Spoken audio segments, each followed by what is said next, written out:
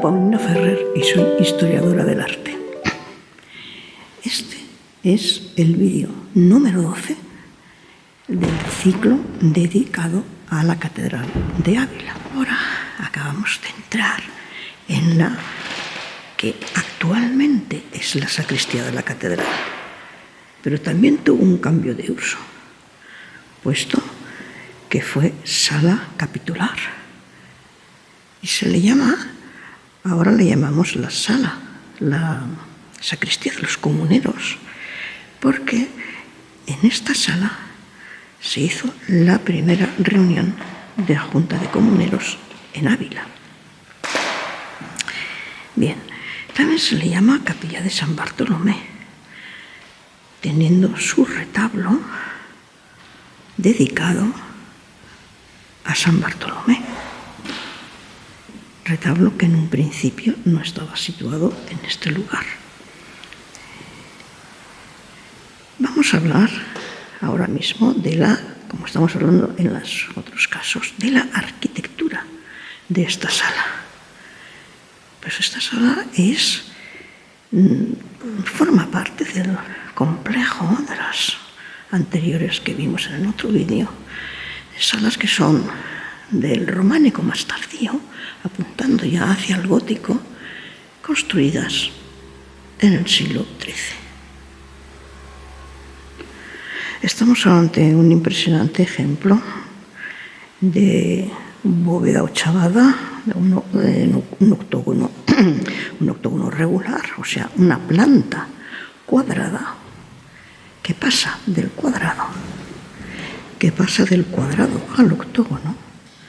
Planta cuadrada, veis sus 4 paredes, mediante el artificio de las trompas, como ya vimos en la actual antesacristía. Las trompas las vemos en las esquinas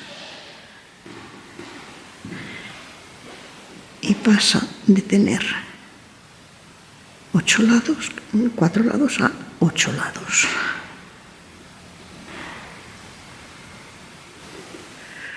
Después es una bóveda de crucería donde se encuentran 8 bóvedas de cañón u 8 segmentos de bóvedas de cañón. En realidad serían 4 que se cruzan. Por ejemplo, esta sería una que consistiría en este plemento que se continuaría en este otro. Sería una, esta sería otra, esta, y su elemento oponente es una misma bóveda. Y tendríamos aquí la tercera, y aquí la cuarta, formando entre las 4 los 8 plementos. Los plementos se forman en las aristas, entre arista y arista. Las aristas determinan los cruces de las bóvedas y quedan reforzadas por nervios.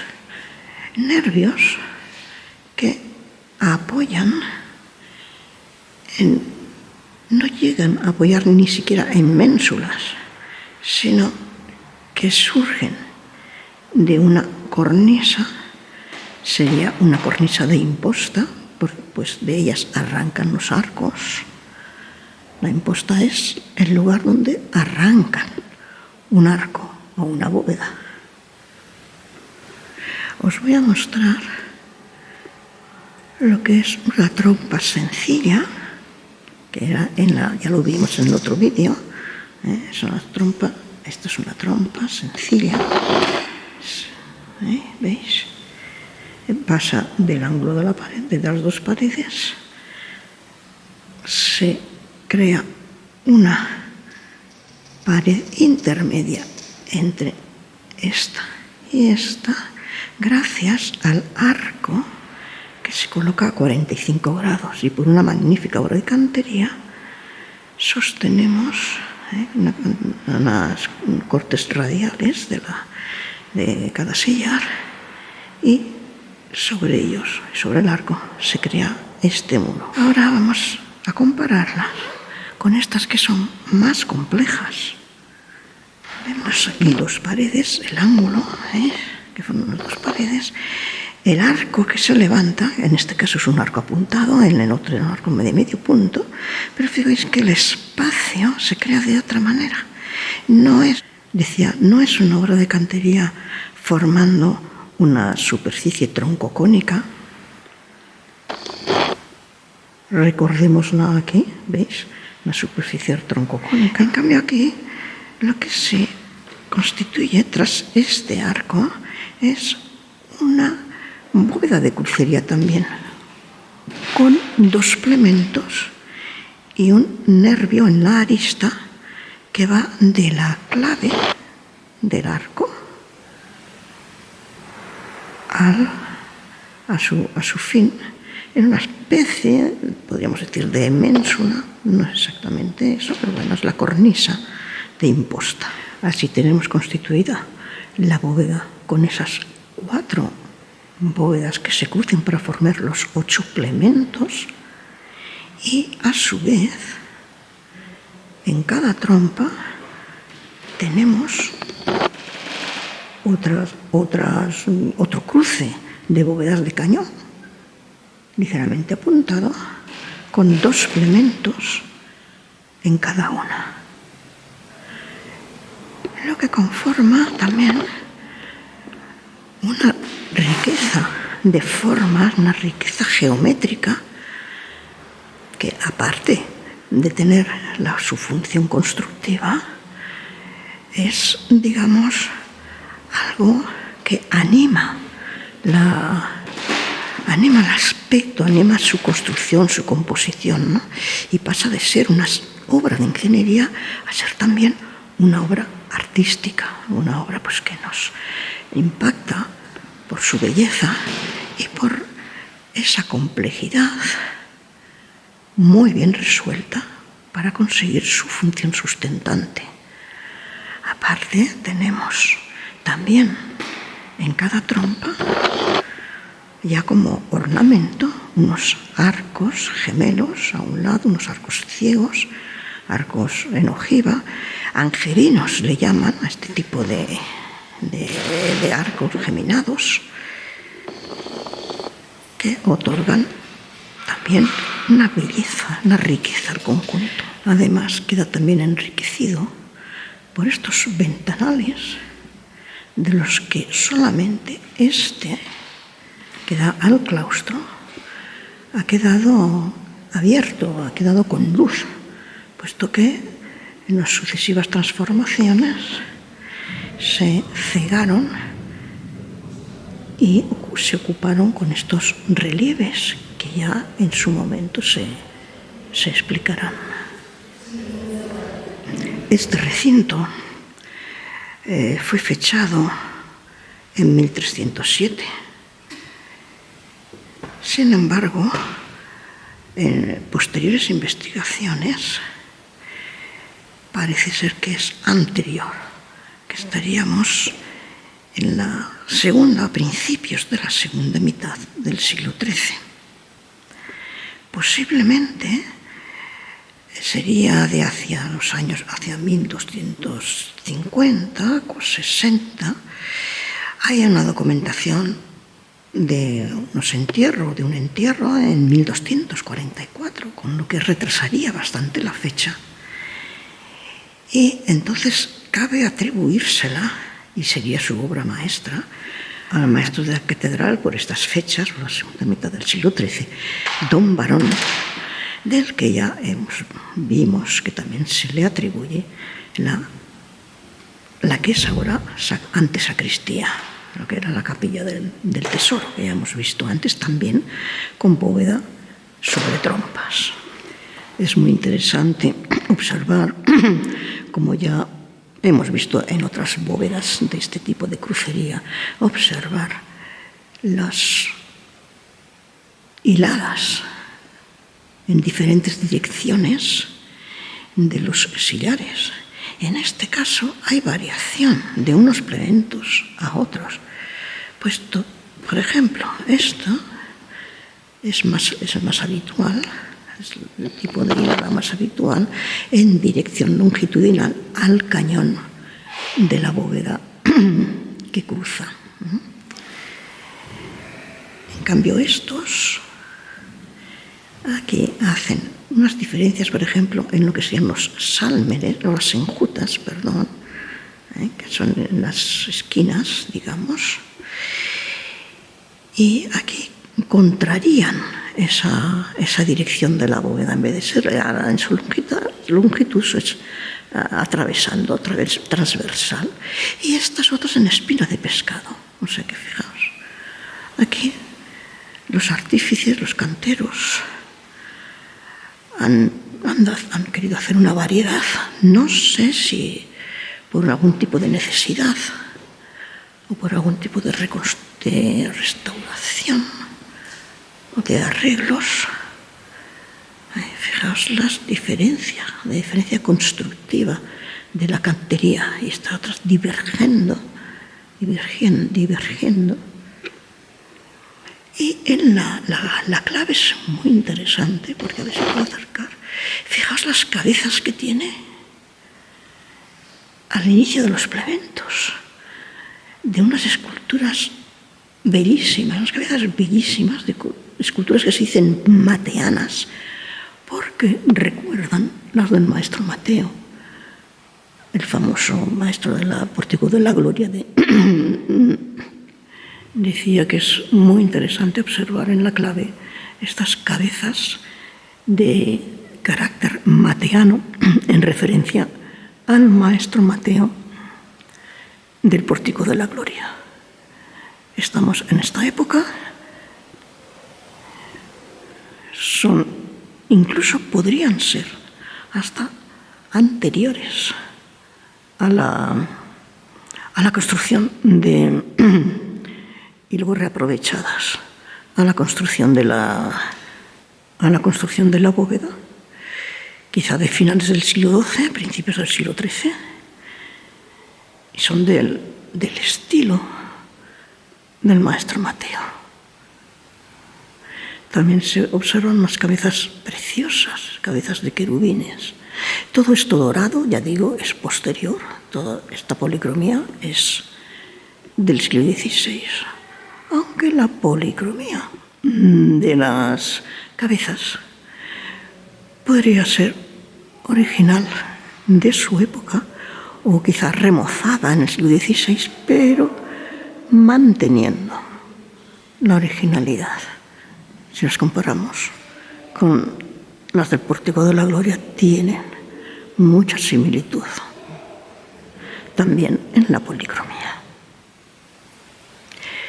Si recordamos, también existían unas cabezas, pero parecen que no estuvieran tanto en el diseño original como aquí, que parece haber sido concebida la clave para colocar estas cabezas. Me refiero que las había en una de las bóvedas de la capilla mayor, una de las claves de las bóvedas de la capilla mayor, como ya vimos en el vídeo correspondiente. Por su parte, en los ventanales, con formas claramente románicas, a excepción de este, que es el único que quedó con luz hacia el claustro, podemos observar, a pesar de las transformaciones del siglo XVI, para ser usados como arcosolios de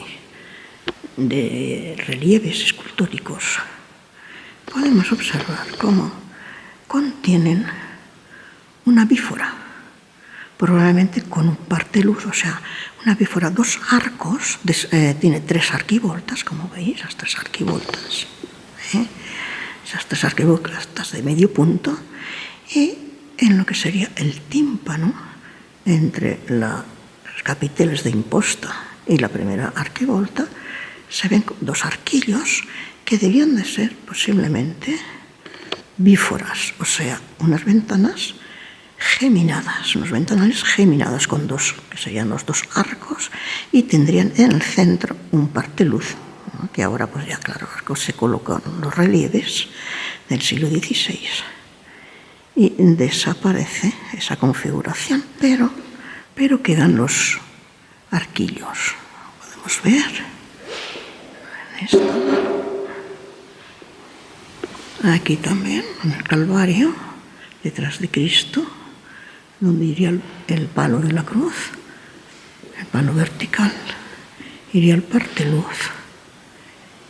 Igualmente, en esta otra donde se ve con total claridad esos arquillos de lo que serían las bíforas. También, si recordamos, en el vídeo anterior referente a las salas anexas, veíamos una puerta del claustro que tenía las columnas anilladas. Una puerta tardo-románica del siglo XIII, de la misma época que esta construcción, ¿veis? Estos son estos anillos propios de esta época tardo-románica. Quería también comentar que esta bóveda ochavada sobre trompas, con lunetos, con ventanales en lunetos, las tenemos presente aquí en Ávila, están relacionadas con esta, la de la iglesia de San Pedro, quizá anterior, en concepto románico, tiene unos ventanales muy, muy similares a estos, que podemos ver, digamos, funcionando como ventanales no cegados. Y la trompa, las trompas son también esta misma estructura, pero sin los lunetos, son simples, no llevan estos preciosos arcos angevinos, angevinos y geminados. Y el otro ejemplo sería un ejemplo más tardío, sería posterior, así como San Pedro creo que es anterior. Sería posterior el de la iglesia de San Vicente, en el que es esta misma estructura, pero con los ventanales ya perfectamente ojivales, ya totalmente de inspiración gótica. Esta sala tuvo dos comunicaciones hoy día cegadas. Aquí, recordemos que esto da al claustro, estamos mirando a poniente, donde está el retablo de San Bartolomé, había una comunicación con el claustro, que queda cegada, claro, por la situación del retablo. Y aquí, donde se ve esto, no me puedo acercar más, bueno, esta reja en forma de arcosolio era la comunicación, cuando era sala capitular, antes de ser sacristía, era la comunicación con el templo. Así que vamos a ver el trasdos, o sea, el otro lado, a dónde daba, qué es lo que se ve tanto en el templo como en el claustro.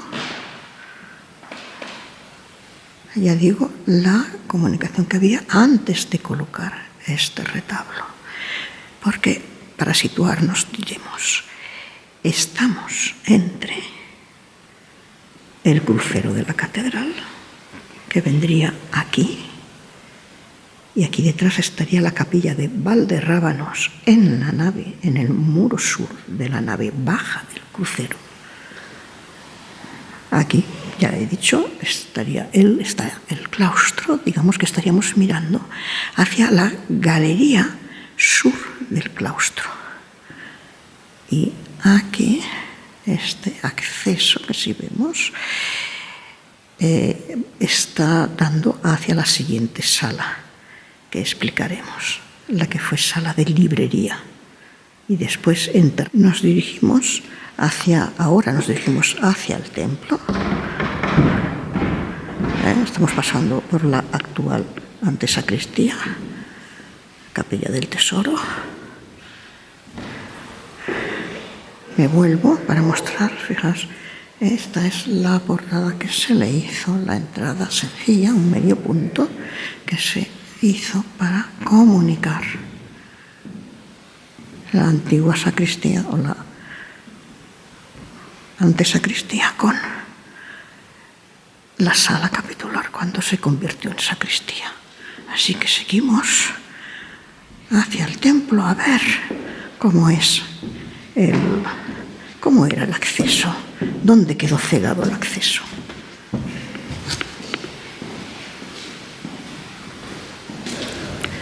Estamos saliendo por la capilla de San Juan Bautista, la primera de la Girola, la primera desde la entrada sur de la Girola, y accedemos al crucero, nave alta del crucero, para pasar a la nave baja del crucero. Porque esto, aunque funciona como capilla, donde vamos a entrar ahora, en realidad es el tramo extremo sur de la nave baja de este crucero, que tiene 2 naves. Bien, pues subimos. Fijaos en esta ventana cegada. ¿No nos recuerda a las que vimos tan pintadas, tan adornadas con sus relieves, su dorado, sus pinturas blanca, dorada, azulada? ¿Veis? Es justamente la ventana norte.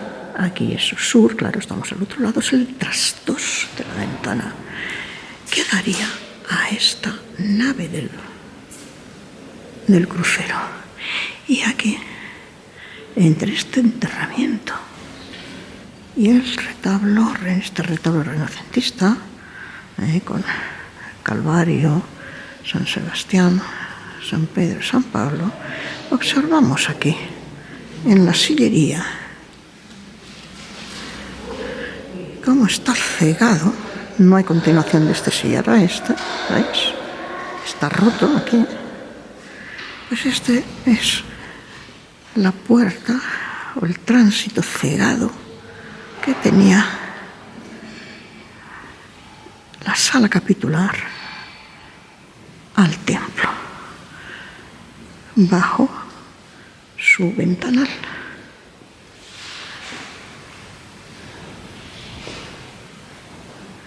Estos son estos detalles pues, que se suelen pasar desapercibidos. Y ahora vamos a salir al claustro para ver la otra comunicación, la comunicación que quedó cegada por el retablo de alabastro magnífico llamado de San Bartolomé. Salimos a la galería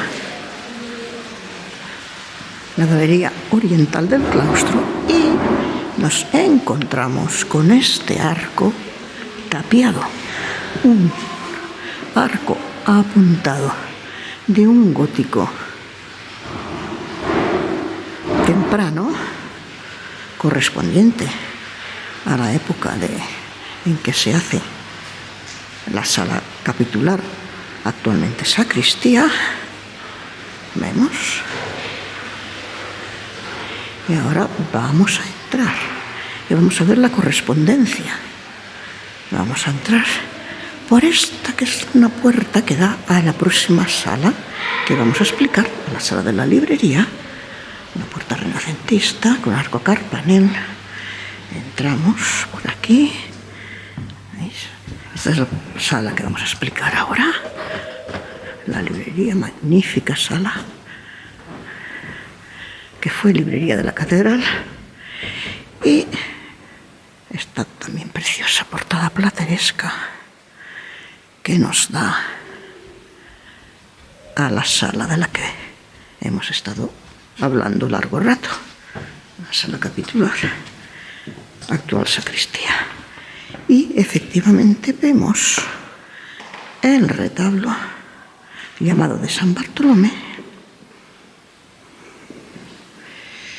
y detrás de él ya creo que se manifiesta bastante que ese arco apuntado gótico temprano, justo detrás del retablo. Y bien, pues ahora volvemos a pasar por aquí Y nos encaminamos a la siguiente sala catedralicia, anexa, actualmente Museo de la Catedral.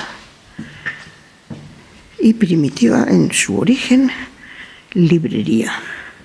Librería de la Catedral. Desgraciadamente, pues no queda nada de sus fondos aquí. Estamos, pues, en lo que fue la librería, la biblioteca de la Catedral. La fundó el deán Quiroga en 1495, en época del episcopado de Francisco de la Fuente, predecesor, para situarnos en la historia episcopal de la Catedral de Ávila, predecesor del obispo Francisco de Albornoz. 1495. Estamos en una época crucial, pues vamos a pasar del gótico al renacimiento. Esta sala demuestra este momento. Tenemos unas bóvedas góticas tardías y a su vez en el muro observamos, dentro de lo que cabe por las telas que hay, son las telas del museo, actualmente es museo, observamos ya formas del Renacimiento. Y esto, cuando hablábamos del exterior de la catedral, lo vimos por fuera. Este muro lo vimos por fuera desde la muralla y ahí se veía ya que era plenamente renacentista. Ya hablaba de que, en general, en esta época, a finales del siglo XV, a las puertas del siglo XVI, los edificios, en España especialmente, que los edificios que se construyen, los edificios singulares, muestran en su interior elementos góticos. Y los elementos renacentistas se muestran más en el exterior. Se contó con el arquitecto en aquel momento más importante que teníamos en Ávila, Martín de Solórzano, quien estaba construyendo nada menos que el convento de Santo Tomás. Si vemos la iglesia de Santo Tomás, veremos dos bóvedas prácticamente con el mismo diseño que estas dos bóvedas de la librería. Son bóvedas de crucería, estrelladas sobre ménsulas. Fijaos que en todas las salas las bóvedas arrancan de cornisas y ménsulas, sin llevar apoyos de columnas adosadas o pilastras. Todo ello para aprovechar mejor el espacio de cada sala.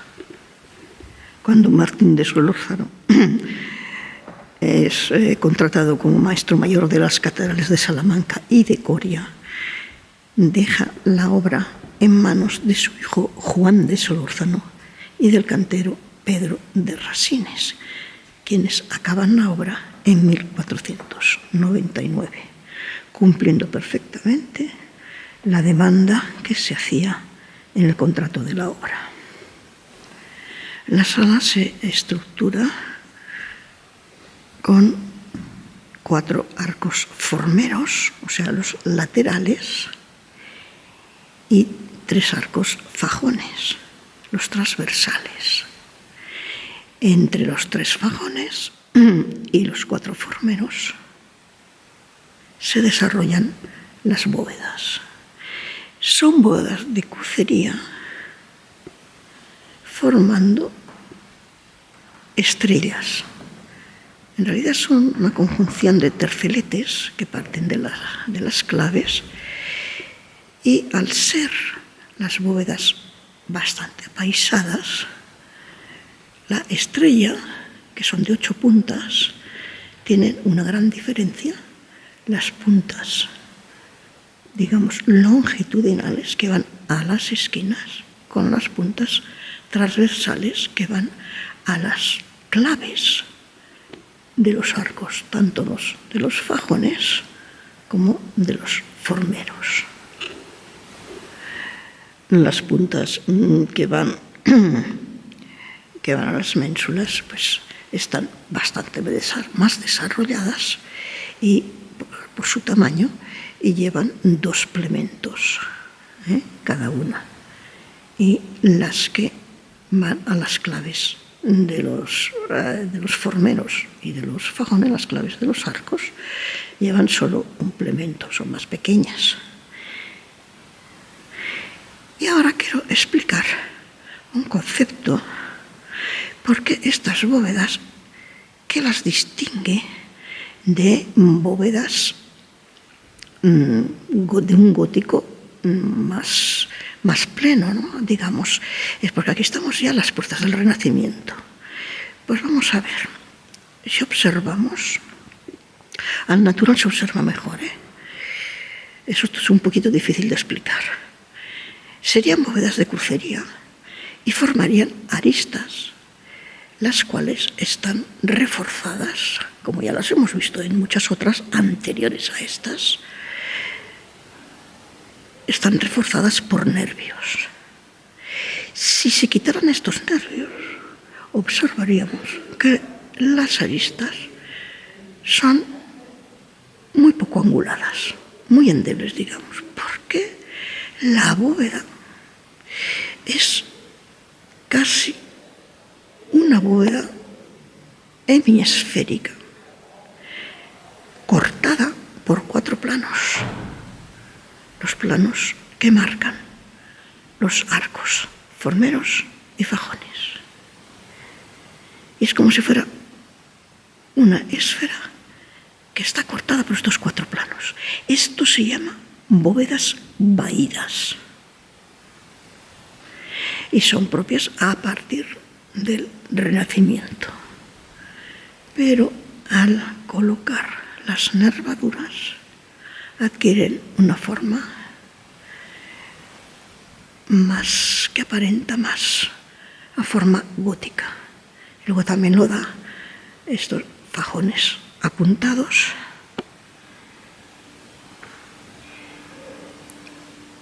y sin embargo los formeros son ya de un medio punto rebajado. Tiene su lógica geométrica porque, claro, tienen que alcanzar una misma altura sus claves. Como aquí hay mucho menos espacio, tiene que ser un arco apuntado o arco de doble centro. Dos arcos que se cruzan en la clave. Sin embargo, aquí, al tener mucho más espacio, se queda un medio punto, e incluso un medio punto rebajado. Porque para completar la semicircunferencia tendría que bajar algo más la cornisa de la imposta. Por ello pueden verse en los componentes constructivos de estas bóvedas que hay ya elementos góticos, pues en lo que es la crucería, pero siendo una crucería muy plana, casi sería una, como he dicho, una hemisfera, semiesfera, vaída, cortada, ya en concepto renacentista.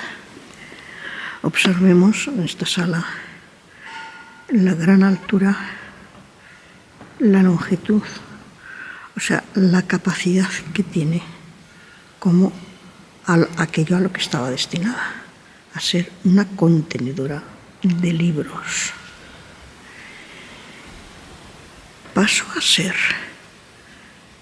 llamada Capilla del Cardenal, porque en 1606, no sabemos por qué, pero fue una triste pena, la catedral decide vender la librería. Decía que el Cabildo Catedral vende la librería, al cardenal don Francisco Dávila y Mujica, solamente como enterramiento. Y aquí tenemos el enterramiento de este personaje, que yo deseo un personaje pues de bastante poder, de bastante importancia. Y aquí tenemos su lápida sepulcral, que ya veis, Arcediano de Toledo, inquisidor de la General Inquisición, en fin, en 1606, aquí lo tenemos, ¿veis? Este fue con su escudo, con sus 13 roeles. Y este es el retrato del personaje. Por esto, la librería pasó a llamarse La Capilla del Cardenal. Aquí hay el enterramiento también de un familiar. Con esto ya hablaremos también más adelante, pero ya os lo muestro, pues con un retrato nada menos que del Greco. Vemos el estilo de estos enterramientos en esta arquitectura ya del bajo renacimiento español, entrando ya en el protobarroco. Estamos en los principios del siglo XVII, en ese estilo tan severo y hermoso también, que llamamos aquí en España estilo herreriano, coronado por las típicas bolas herrerianas, sobre todo en el frontón. Y la arquitectura muy clásica, grecorromana. Observamos la reja, espléndida reja de Fray Francisco de Salamanca, autor nada menos que de las rejas de la capilla mayor de la Catedral de Sevilla. Son magníficas rejas. Y fijaos qué es lo que hace, que crea aquí un espacio que divide una zona de la sala, porque esto sería un paso hacia el claustro o desde el claustro a la sala capitular. Así la reja marcaba el camino del capítulo, los capitulares, y a su vez también era como una protección del ámbito de la biblioteca. Digamos también que se hicieron unas vidrieras, vidriera del Nacimiento, también hablaré de ellas cuando hable de las vidrieras, pero que saco porque fijaos que está muy mal recompuesta, debió de ser restaurada en algún momento y luego recompuesta de muy mala manera. Y la otra vidriera que ahora mismo está en restauración está dedicada a la Epifanía. Cuando veíamos la sala por fuera, desde lo alto de la muralla, observábamos estas ventanas al exterior, donde estaban adornadas con las conocidas bolas abulenses y unos elementos como de granadas, que vemos también aquí, granadas con elementos vegetales propios de Solórzano, y que además estaban propios de Solórzano y de su antecesor, Juan Guas, a mediados del siglo XV. Y estaban puestos en los documentos del contrato de la obra, que debían de realizarse con este tipo de ornamentación. Una ornamentación que estamos entre el gótico, tardogótica, y el Renacimiento. Y fijaos también la tracería en espina de pez, en vejiga de pez, de tipo aún gótico tardío, como digo, que lo hemos visto en otras zonas de la catedral, instalados en un arco de medio punto y de una forma ya renacentista. Quiero también mostraros otra cosa. Fijaos, en el enterramiento de este familiar del comitente de la capilla, los señores Garcibáñez Mújica de Bracamonte y doña María de Velasco del Águila, veamos el escudo. ¿Veis? Es un escudo con un escudo partido, a la izquierda una banda con dragantes, y a la derecha lo que parece, esto yo no os lo sé decir, no sé si vaya a decir un disparate, parece como un martillo y una escuadra, como unas armas de cantero. Lo desconozco, lo que sea, pero a lo que voy es a lo siguiente. Nos vamos a la clave de una de las bóvedas, en la otra es lo mismo. Y pese a este ruido habrá que aguantarlo. Observamos este mismo escudo. ¿Qué significa esto? Pues significa, vamos a la otra bóveda, significa que pasó de unas manos a otras. Probablemente estos, claro, probablemente no, seguro que no serían los escudos originales de estas claves. En estas claves probablemente estaría bien el escudo del obispo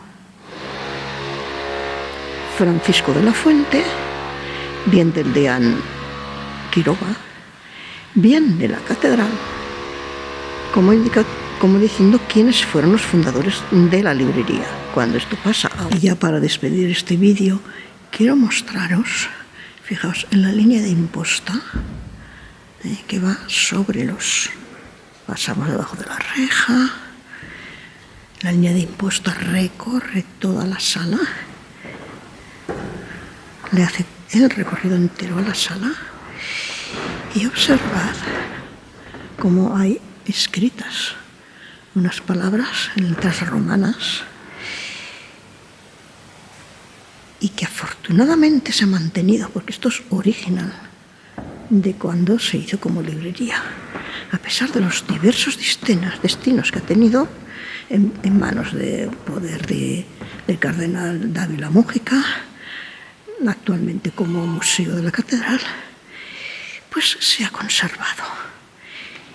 Y esto es un proverbio que era maravilloso su significado para colocarlo en lo que es una librería, una biblioteca. Vamos a ver si puedo acercar un poco. Está en latín. Vamos a ver. Intento acercar, si se puede ver. Bien, lo que viene a decir, de una forma muy bella, muy poética, es que bienaventurado sea el hombre cuya virtud o encuentra la virtud de la prudencia y sobre todo de la sabiduría. Me voy atrás un poco y se ve aquí. Sapiencia. El que encuentra la sabiduría, la prudencia, porque va a ser el mejor la mejor de las riquezas, ¿no? Y que va a superar, estoy ya resumiendo, y que va a superar a cualquier otra riqueza mundana y lo va a llenar de gloria, y lo llenará de gloria,